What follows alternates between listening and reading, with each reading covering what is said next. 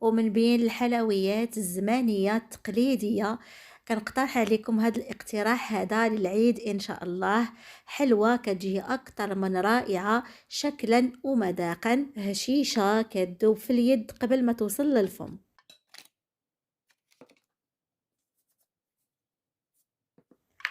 وقبل ما نبداو في مكونات الوصفة اخواتي، ما تنساوش تصليو على النبي. اللهم صل وسلم وبارك على سيدنا محمد وعلى آله وصحبه أجمعين.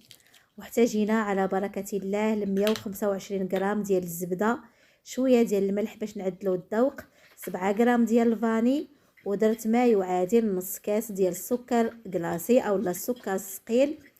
اذا كتعجبكم الحلاوه تقدروا ديروا حتى الكاس قل ربع.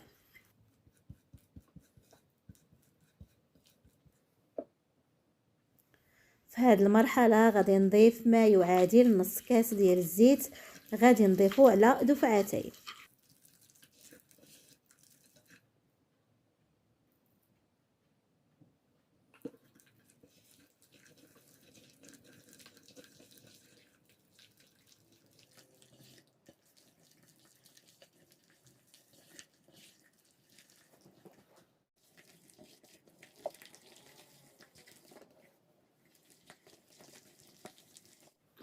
من بعد غادي نضيف ما يعادل كاس ديال اللوز محمر به بالقشره ديالو ومهرمش مزيان.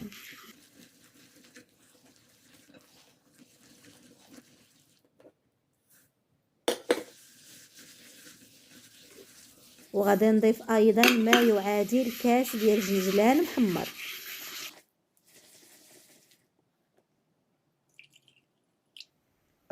وفي هذه المرحله غادي نضيف ما يعادل نص كاس، ما يكونش وافي، ديال ماء الزهر، وغادي نعاود نخلط المكونات.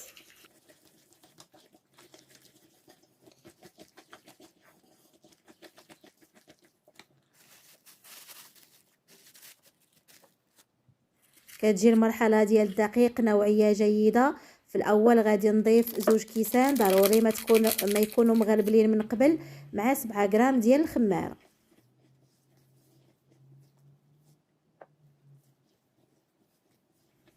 وغادي نبدا كنضيف الدقيق شويه بشويه حتى نتحصل على القوام اللي بغيت.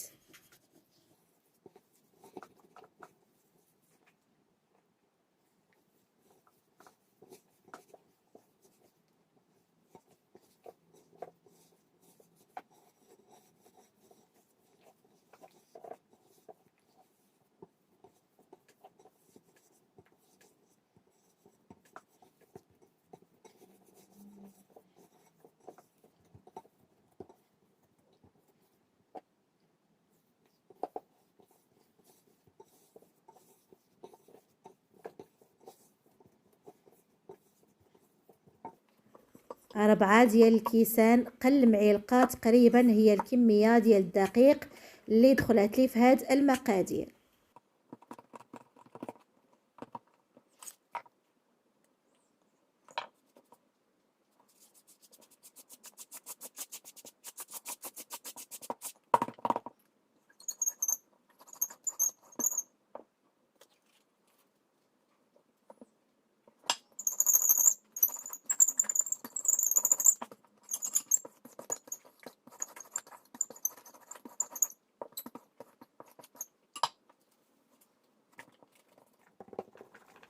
بالنسبه للطريقه ديال التشكيل فغادي تشوفوها معايا في الفيديو بالتفصيل.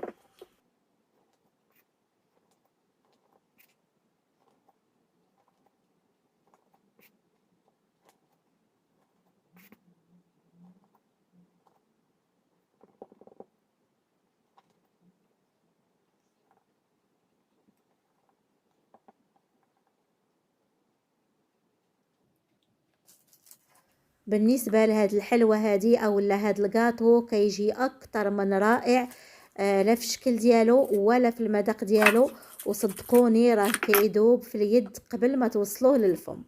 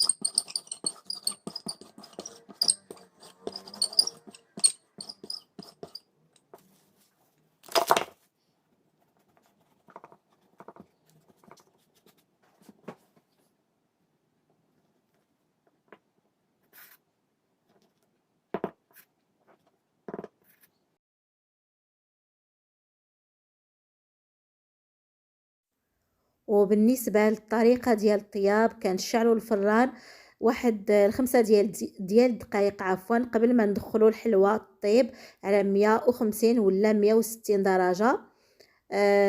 ما كيديش بزاف ديال الوقت في الطياب، تقريبا 8 ديال الدقائق او لا 10 ديال الدقائق كيكون واجد، يعني طايب من التحت ومحمر من الفوق.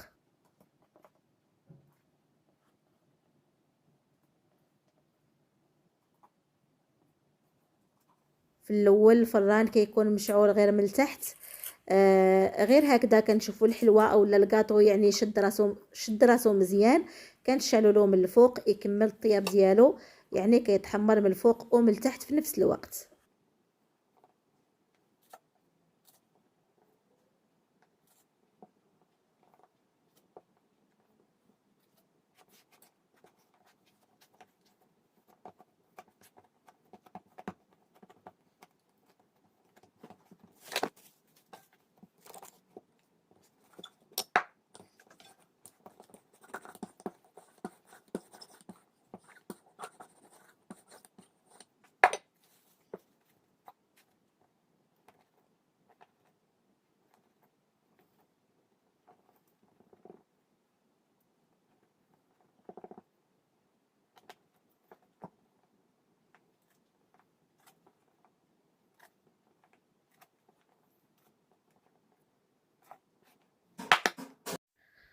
من بعد ما كملت التشكيل كما كتشوفوا معايا، عندي هنايا بياض بيضه هو اللي غادي نحتاجو.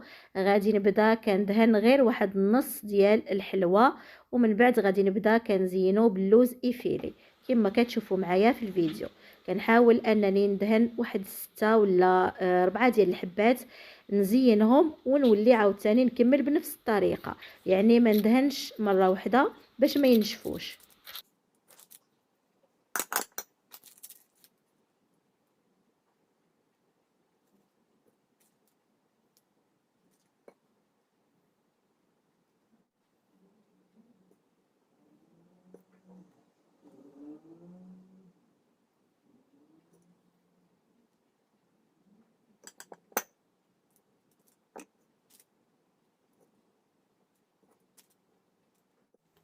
من بعد ما خرجته من الفران خليته يبرد على خاطره، وكنزين بهذه الطريقه هذه كما كتشوفوا معايا بسكر كلاصي اولا السكر الثقيل. تقدروا بطبيعه الحال تغيروا التزيين، يعني تدهنوا الحلوى كامله بياض البيض وديروا اللوز ايفيلي، ومن بعد كتزينوا بسكر كلاصي حتى هكذا كيجي الشكل ديالو زوين بزاف.